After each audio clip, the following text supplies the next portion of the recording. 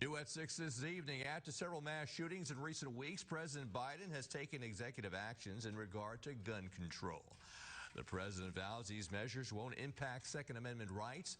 In fact, WDHN's Alex Valdez joins us live in the newsroom. Alex, I understand you spoke with a local organization concerning gun violence. Alex, what did this group have to say?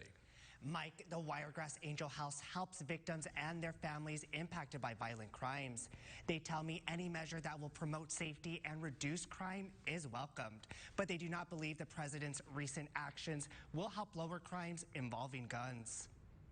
Katie Lewis has been the outreach advocate at the Wiregrass Angel House for a little over a year. She says she's very passionate about helping families impacted by violent crimes, but it never gets easier giving a hand to families through these tough times. President Biden recently put out an initial set of executive actions on gun control, which include new investments in intervention programs in violence-prone communities, a measure Lewis believes will not reduce crime that involves firearms. From what we've seen, the people that do commit the violence with guns do not legally own their guns, and they have gotten them some backwards way. The organization roughly helps 300 plus victims, and according to Lewis, 80% of those homicides are committed by gun violence. But even with President Biden calling on Congress to take steps on gun reform legislation and reenact an assault weapon ban, she doesn't believe it will cause that percentage to go down. These people that are going out murdering people in the street have no value for human life. What we see so much is just pettiness and things that can be solved 100% without guns. Despite Biden directing his administration to tighten restrictions on ghost guns and pistol stabilizing braces, Lewis tells me it's usually not gun owners who commit these crimes, but people who get them in ways that aren't legal. And the measures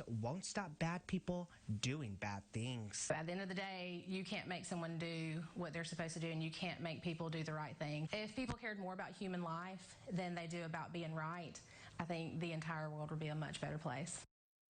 Lewis tells me she believes the ideal situation for every family would be having zero gun violence, but she says people who do own guns legally are usually the ones who are the most responsible with their firearms.